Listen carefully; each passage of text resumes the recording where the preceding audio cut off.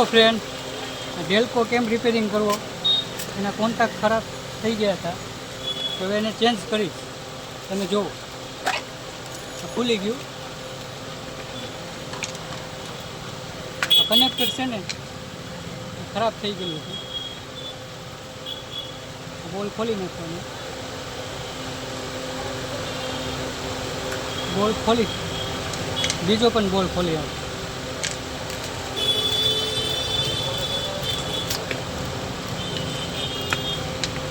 ખોલી નાખ્યો છે. કોન્ટેક્ટ હટાવી દેવાના છે. નવું કનેક્ટર લઈ લીધું છે.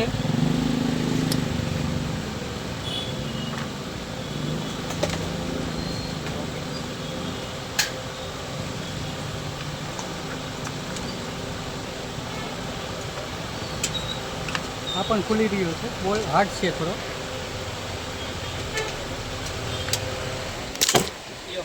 વિડીયો બનાવી મામા, આમ ન હોય.